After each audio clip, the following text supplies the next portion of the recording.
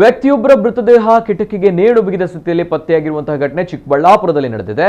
ಮೃತನ ಪತ್ನಿಯೇ ಆತನನ್ನ ಕೊಲೆ ಮಾಡಿರಬಹುದು ಎಂಬ ಶಂಕೆ ಕೂಡ ವ್ಯಕ್ತವಾಗಿದೆ. ಚಿಕ್ಕಬಳ್ಳಾಪುರ ತಾಲೂಕಿನಲ್ಲಿ ನಡೆದಿರುವಂತಹ ಘಟನೆ ಇದು. 42 ವರ್ಷದ ಮುನಿರಾಜು ಮೃತ ವ್ಯಕ್ತಿ.